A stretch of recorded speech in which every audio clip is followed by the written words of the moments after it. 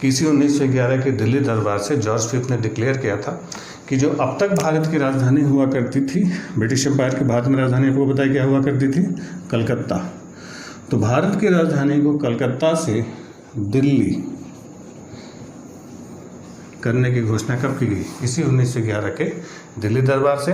तो ध्यान रखेंगे 11 में ही भारत की राजधानी क्या कर दी गई, दिल्ली। लेकिन अनाउंसमेंट हुआ था, शिफ्ट नहीं हुआ था। प्रॉपर रूप से जो दिल्ली भारत की राजधानी बनी वो 1912 से बनी। तो अगर पूछा जाए दिल्ली भारत की राजधानी कब बनी, तो राजधानी बनी थी 12 में, लेकिन दिल्ली को राजधानी बनाने की घोषणा कब हुई थी? 1911 में अनाउंस हुआ था, 12 में राजधानी बनी। अब इसमें भी एक छोटा सा फैक्ट आता है कि जिस समय दिल्ली भारत की राजधानी बनी उस समय भारत का वायसराय कौन था?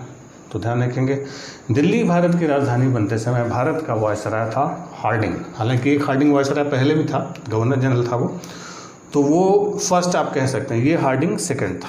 तो दिल्ली की राजधानी बनते समय वायसराय कौन था? हार्डिंग। तो यहाँ पर आपको पता है कि दिल्ली दरबार में 2 बड़ी घटनाएं होती हैं। पहली बात, जॉर्ज पंच ने डिक्लेयर किया बंगाल विभाजन रद्द। दूसरी बात, राजधानी अब कलकत्ता से दिल्ली होगी, 11 में घोषणा हुई, 12 में राजधानी शिफ्ट हो गई। तीसरी बात, इसी दिल्ली दरबार की, इसी 1911 की दिल्ली दरबार के लिए रविन्द्रनाथ टैगोर ने अपनी दूसरी और एक बड़ी पॉपुलर कविता लिखी, जन गण मन अधिनायक। तो ये जो जन गण मन अधिनायक हम लोग पढ़ते हैं, ये रविन्द्रनाथ टैगोर ने लिखी थी और ये किस मौके की लिखी गई थी? दिल्ली दरबार के लिए। ये एक तरीके का एक वेलकम सॉन्ग था, स्वागत गान। स्वागत गान का मतलब था कि ये जॉर्ज फिफ्थ के स्वागत गान के लिए रविन्द्रनाथ टैगोर ने लिखी थी कि आप जन गण मन के अधिनायक हैं, आप भारत के भाग्य विधाता हैं, आपकी जय हो जय हो जय हो।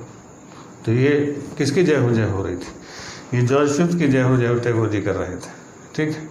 और इतना जय हो किए, इतना जय हो कि बड़ा, जब जॉर्ज फिफ्थ को इसका ट्रांसलेशन बताया गया कि आप जनगण मन के अधिनायक हैं, भारत के भाग्य विधाता, तो बड़ा खुश हो गया था कि बताइए इंडिया में इतने बढ़िया कवि हैं कि जनगण नहीं मन के भी अधिनायक बना रहे हैं। तो इतना प्रभावित हुआ कि फिर अगले साल जब वो लंदन पहुंचा तो उसने क्या किया कि जैसे आज जो नोबेल कमेटी है, तो नोबेल कमेटी पर आज अमेरिकियों का अधिकार है। ज़्यादातर देखिए अमेरिकियों को ही नोबेल पुरस्कार मिलते हैं, उस समय अंग्रेज़ों का अधिकार हुआ करता था, अंग्रेज़ों की मोनोपोली चलती थी। तो फिर सिफारिश भेजी गई और अगले ही साल 1913 में 1913 रविन्द्रनाथ टैगोर को साहित्य का नोबेल पुरस्कार मिला। तो रविन्द्रनाथ टैगोर नोबेल साहित्य पुरस्कार कब पाते हैं? 1913। और ये जो है कि नोबेल पुरस्कार जो पाते हैं, ये नोबेल अवार्ड पाने वाले पहले एशियाई थे, यानी एशिया में पहली बार नोबेल पुरस्कार आया, वो कौन लेके आया था? रविन्द्रनाथ टैगोर। तो ये 1911 का जो दिल्ली दरबार था कई सारी बड़ी घटनाओं के लिए जाना जाता है। रविन्द्रनाथ टैगोर हमारे इतिहास के बहुत ही चर्चित व्यक्तित्व, बहुत बड़े विद्वान थे, बहुत अच्छे संगीतज्ञ थे, म्यूजिशियन थे। आज भी बंगाल में रविंद्र संगीत चलता है, अच्छे गायक भी थे। जो वंदे मातरम गाया गया था कांग्रेस सेशन में 1896 में, तो रविन्द्रनाथ टैगोर ने ही गाया था उसको। बहुत अच्छे गायक थे, बहुत अच्छे म्यूजिशियन थे, कविताएं बहुत अच्छी लिखते थे, कई सारी कहानियां उन्होंने लिखी, उन्होंने कई सारे नॉवेल लिखे, बहुत बड़े स्कॉलर थे। और उन्होंने एक कॉलेज बनाया था, पहले स्कूल था शांति निकेतन, फिर वही बाद में विश्व भारती विश्वविद्यालय के रूप में स्थापित हुआ कलकत्ता में।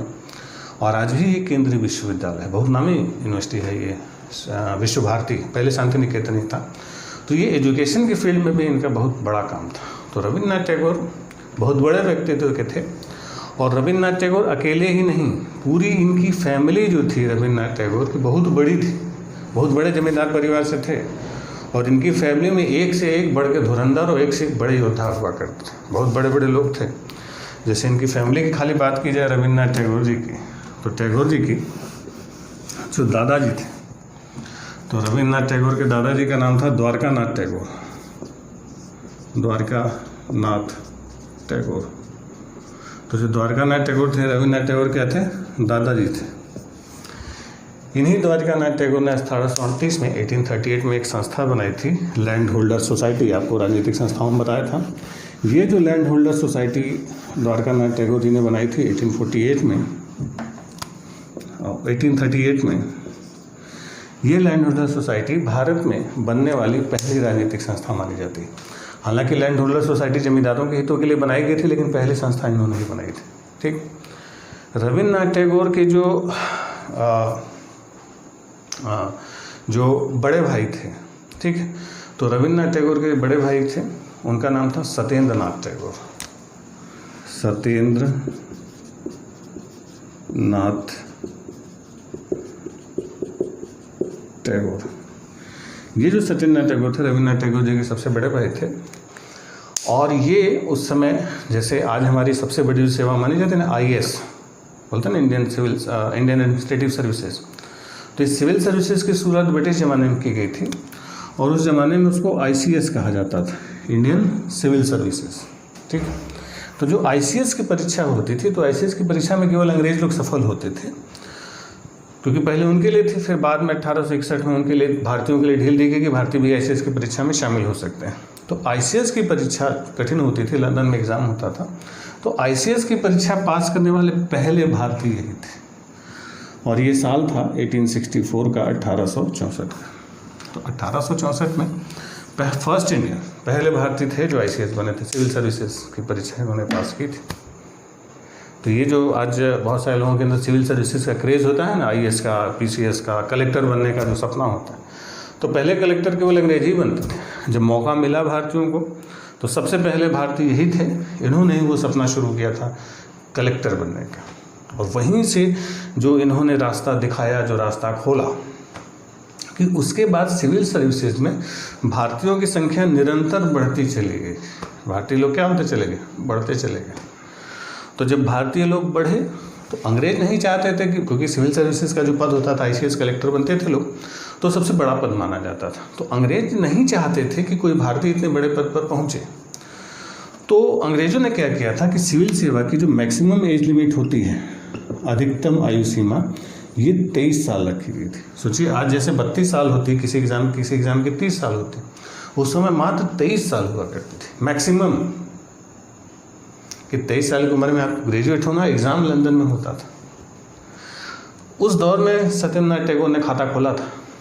हालांकि जब भारतीयों की संख्या बढ़ी, तो सिविल सर्विसेज की मैक्सिमम एज लिमिट 23 से घटा के 21 साल कर दी गई थी, कि अब भारतीयों की संख्या क्या हो जाएगी, कम हो जाएगी। लेकिन 21 साल कम करने के बावजूद, मतलब 21 साल मैक्सिमम एज लिमिट होने के बावजूद, भारतीयों की संख्या में बहुत ज़्यादा कमी नहीं आई। तो एक वायसराय हुआ करता था लिटन भारतीयों से इतना चढ़ता था कि उसने सिविल सर्विसेज की मैक्सिमम एज लिमिट 21 से घटा के 19 साल कर दी थी।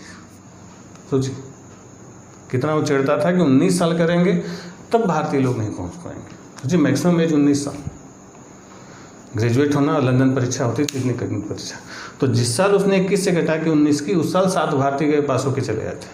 तो वो लोग एज लिमिट घटाते चले जा रहे थे, लेकिन भारतीयों की संख्या नहीं घट रही थी। तो जिस सिविल सर्विसेज का जो क्रेज आज लोगों के दिमाग में होता है, तैयारी करते बोले बिल्कुल क्रेज ही हो जाता है, तो ये क्रेज आज का नहीं है। जब से ICS बना है, तब से ये क्रेज लोगों के दिमाग में, और वो स्ट्रगल था, एक दौर था संघर्ष का। संघर्ष वो नहीं होता कि जो आप घर से निकलते हैं, एग्ज़ाम देने के लिए जाते हैं, घर से नाश्ता करके, चाय पानी करके निकलते हैं आराम से, थोड़ा लंबा सफ़र हो गया, एग्ज़ाम का सेंटर थोड़ा दूर हो जाता है, तो लगता है कितनी लंबी लड़ाई लड़ रहे हैं बताइए, और सेंटर थोड़ा दूसरे शहर में दे दिया, इलाहाबाद और लखनऊ और कानपुर, तो जाते ही नहीं है, तो बताओ उतना दूर कौन जाएगा। और कहीं 10-20 किलोमीटर गया तो बाप रे बाप, कितना संघर्ष है जीवन में। और उसके बाद पैर पटकते हुए शाम को आ जाते हैं, मूड खराब, अरे कोई बोलेगा नहीं, बिल्कुल पेपर खराब हो गया, अरे पेपर खराब हो गया, मतलब ऐसे आप आते हैं जैसे आपने एग्ज़ाम दे के एहसान किया है व्यवस्था पर। आपको लगता है कि आपकी लाइफ में कितना संघर्ष है। संघर्ष ये नहीं कि सुबह सुबह ठूंस के निकले घर से और एग्ज़ाम दिए और मुँह बना के शाम को चले आए, पेपर खराब हो गया। संघर्ष वो होता था कि वो मैक्सिमम एज लिमिट कम करते चले जाते थे, और यहाँ भाई लोग सेलेक्ट होने के लिए लाइन लगाते थे, और एग्ज़ाम 10, 20 और 150 किलोमीटर नहीं, 7,000 किलोमीटर दूर हुआ करता था। 7,000 किलोमीटर का सफ़र होता था, 2 दिन दूर जाते थे लोग परीक्षा में, 1.5 महीना लगता था जाने में। वहाँ जाते थे, पास होते थे और चले आते थे भर्ती होके। तो ये स्ट्रगल होता था। तो उस जो बड़े वाले संघर्ष की, पढ़ाई लिखाई तो छोड़ दीजिए, आना जाना ही सबसे बड़ी लड़ाई थी। उस बड़े संघर्ष की शुरुआत किसी महान आदमी ने की थी, सत्येंद्र नाथ टैगोर, जो रविन्द्रनाथ टैगोर के बड़े भाई थे। रविन्द्रनाथ टैगोर के छोटे भाई के एक बेटे थे, उनका नाम था अवनींद्र नाथ टैगोर। अवनींद्र नाथ टैगोर। ये जो अवनींद्र नाथ टैगोर थे ये बहुत नामी चित्रकार थे। अभी आपको बताया कि बंगाल विभाजन के समय इन्होंने स्वदेशी अंदाज में चित्रकला शैली का विकास किया और बहुत बड़े चित्रकार थे ये भारतीय शैली के।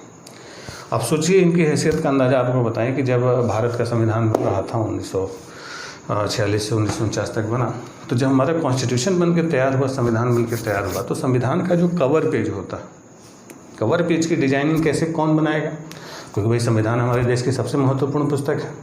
तो उस महत्वपूर्ण पुस्तक की डिजाइनिंग कोई अरे गरे चित्रकार को तो दी नहीं जाएगी, तो उसके लिए कोई बड़ा नामी गिरामी चित्रकार होना चाहिए। तो कॉन्स्टिट्यूशन के कवर पेज की जिम्मेदारी के लिए कि कोई बहुत नामी गिरामी चित्रकारों की एक टीम बनाई गई। उस टीम के लीडर थे, कलकत्ता आर्ट्स कॉलेज के प्रिंसिपल थे नंदलाल बोस। तो नंदलाल बोस ये प्रिंसिपल थे। इन्हीं नंदलाल बोस के नेतृत्व में टीम बनाई गई थी और उसी टीम के मेंबर थे कौन? अवनींद्र नाथ टैगोर। तो जो हमारे कॉन्स्टिट्यूशन का कवर पेज है, आप संविधान का मुख्य पेज देखेंगे तो कवर पेज की जो डिजाइनिंग है, अगर ना देखा हो तो एनसीईआरटी किताब अगर आप पढ़े होंगे तो एनसीईआरटी की किताब में आप देखेंगे दूसरे पेज पर या सबसे लास्ट पेज पर कॉन्स्टिट्यूशन का कुछ चीज़ें लिखी होती हैं, मौलिक अधिकार या प्रस्तावना कुछ लिखा होता है, मौलिक कर्तव्य। तो उसमें देखेंगे दोनों तरफ ऐसे पैरेलल लाइनें खींची होंगी, इससे खींचा हुआ रहता है ना, इस तरीके से बना हुआ है। तो ये जो पैरेलल लाइनें खींच के जो लिखा हुआ है इसमें फूल पत्ती टाइप के ऊपर की जिम्मेदारी इस तरीके से बनाया गया। तो ये जो फूल पत्ती वाली जो डिजाइनिंग है ये इन्होंने ही तैयार की थी, अवनींद्र नाथ टैगोर ने। तो हमारे कॉन्स्टिट्यूशन के कवर पेज की डिजाइनिंग के लिए नंदलाल बोस के नेतृत्व में जो टीम बनी थी उसमें अवनींद्र नाथ टैगोर को भी शामिल किया गया। ठीक, चलिए खैर, तो बता रहे थे खैर कि ये बहुत बड़े परिवार से थे, बहुत नामी गिरामी लोग हुआ करते थे। और रविन्द्रनाथ टैगोर के फादर जो थे, यानी द्वारकानाथ टैगोर के जो बेटे थे, वो बहुत बड़े समाज सुधारक थे, सोशल वर्कर थे। देवेंद्र नाथ टैगोर उनका नाम था। तो जो देवेंद्र नाथ टैगोर थे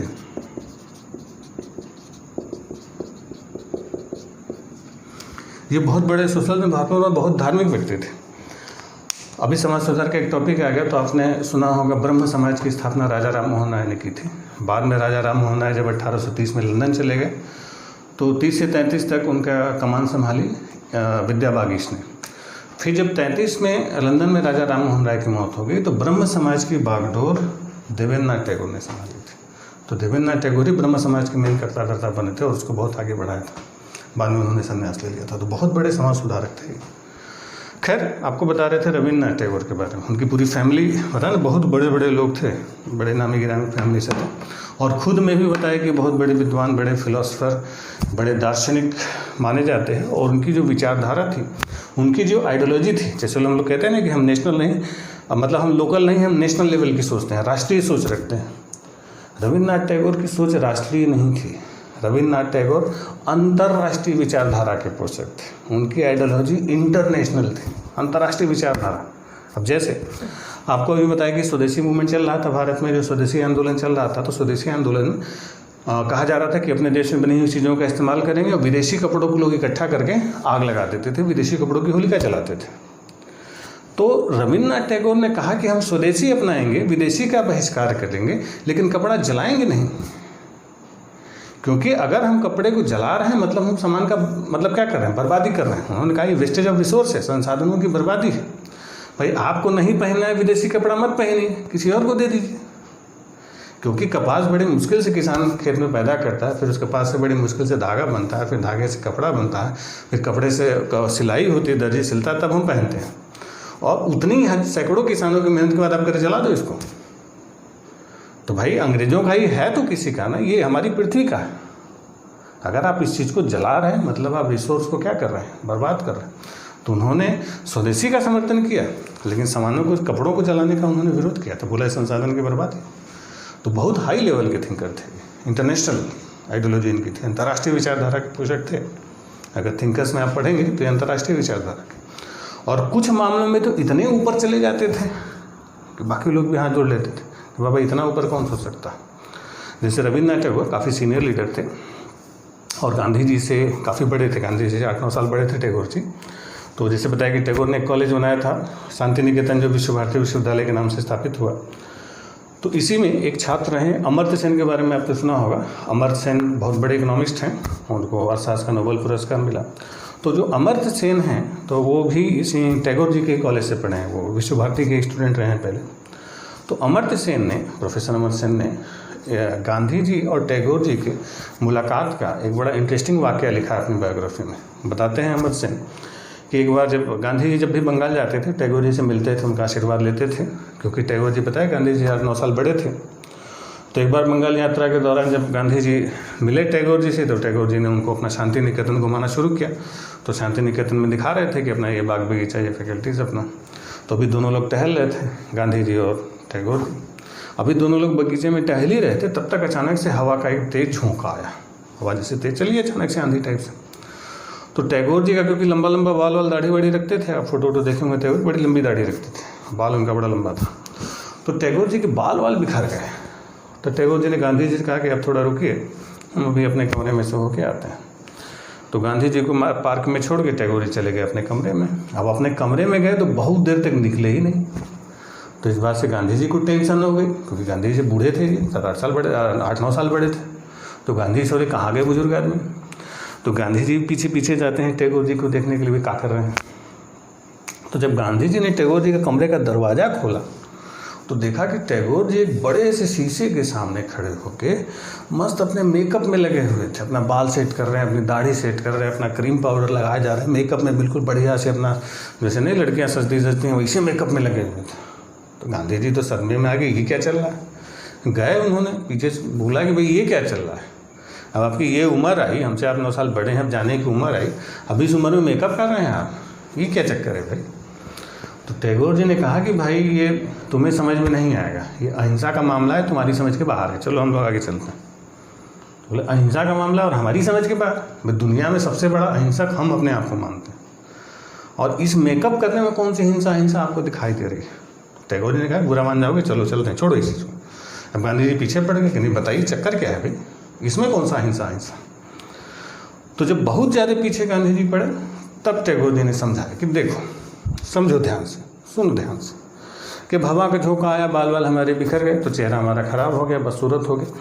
अब उस ख़राब चेहरे को अगर उसी समय कोई देख लेता, तो मेरी गंदी शक्ल को देख के अगर कोई देखता, तो मेरी गंदी शक्ल देख के अगर किसी की आंखों को कष्ट होता, वे कितनी गंदी शक्ल है, तो मेरी गंदी शक्ल देख के अगर किसी की आंखों को भी कष्ट होता है, तो वो भी मेरे लिए एक हिंसा है कि मैंने हिंसा फैला दी, उसकी आंखों को कष्ट दिया।